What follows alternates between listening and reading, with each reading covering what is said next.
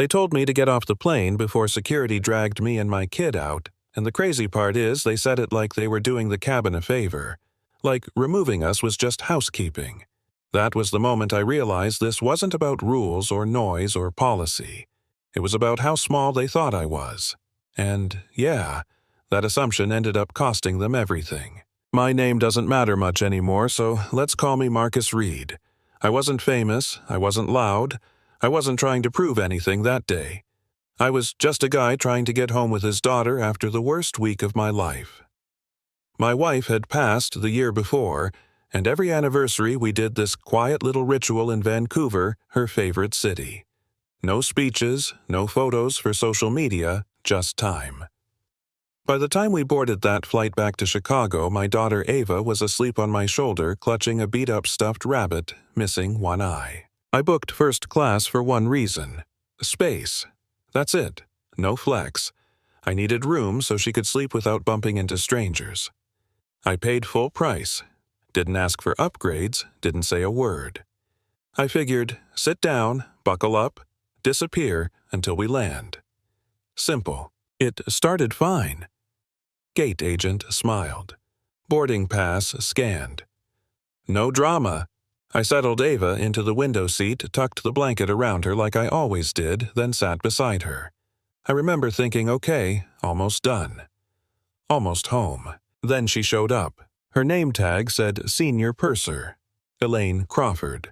Tight smile, sharp eyes, the kind of posture that says she enjoys authority a little too much. She stopped right in front of us and stared not at the seat number, not at the boarding pass, but at me. Then at Ava. "Sir," she said, "are you aware this is first class?" I nodded. "Yeah. Seats 2A and 2B. She didn't move. We have expectations up here." I waited. She leaned in slightly. "Children need to be manageable. This cabin is for premium guests." Ava was asleep, not fussing, not moving, just breathing softly. I felt that familiar heat in my chest, the one you learn to swallow early. I kept my voice calm. "She's been traveling all day. She won't be an issue." Elaine smiled, but it didn't reach her eyes. "We'll see." That should have been it. It wasn't. About 15 minutes later, while the plane was still at the gate, Ava shifted. Her rabbit slipped from her lap and hit the floor. Soft thump, barely audible. I reached to pick it up. Elaine was there instantly, like she'd been waiting. "I warned you," she snapped loud enough for the entire cabin to hear. Ava jolted awake. Big eyes, confused. She started to cry, that quiet, scared cry kids do when they don't understand why an adult is angry. I stood up halfway. "Hey, please lower your voice. You're scaring her." That did it. She straightened, turned toward the aisle, and announced, "Captain, we have a non-compliant passenger in first class." Non-compliant. For a dropped toy. People were watching now. A man across the aisle shook his head. Someone behind us muttered, "Seriously." Elaine ignored them. She leaned toward me and said, "You need to gather your things. We're returning to the gate." I laughed once, not because it was funny, but because it was unreal. For what? For refusing crew instructions. I looked around. "What instruction? You yelled at my child." She pulled out the intercom. "Security will escort you off." That word, escort, hit different when you're holding a crying kid. The captain stepped out. Didn't ask me anything. Didn't ask the other passengers. He looked at Elaine, nodded, and said, "Sir, you need to leave the aircraft." I asked him calmly, "Are you really doing this?" He shrugged. "Crew decision." Security arrived. Ava was shaking, clutching my shirt, asking if she was in trouble. I told her no, over and over, even though my jaw was locked tight. I picked her up, grabbed our bag, and walked off while half the cabin stared in stunned silence. On the jet bridge, one of the officers said, "We might need to detain you for disturbance." I looked at him. For what exactly? He didn't answer, just shifted his weight. I asked for a phone call. He hesitated, then nodded. I called my attorney, Daniel Ross. I said one sentence.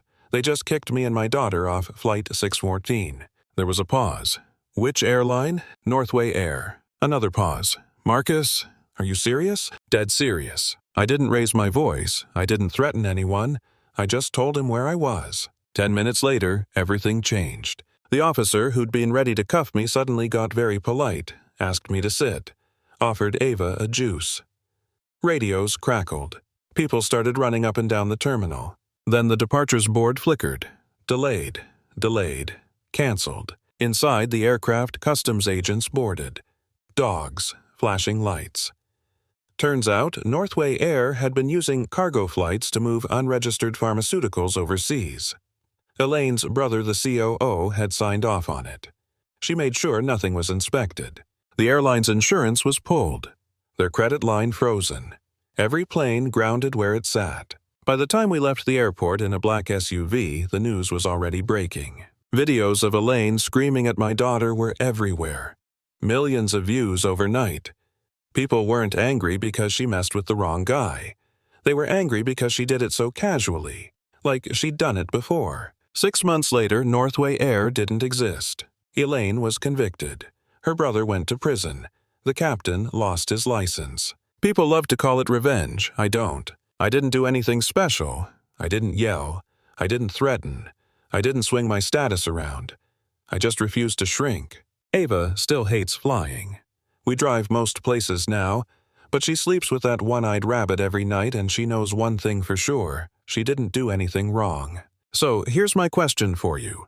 Was I right to let the system burn, or should I have let it go? Where's the line between justice and overreaction? And how many people never get the chance to fight back because they don't have the resources? Drop your thoughts in the comments. Argue with me if you want. Share this if you've ever seen someone judged before they opened their mouth. And if you've lived something like this, I want to hear your story.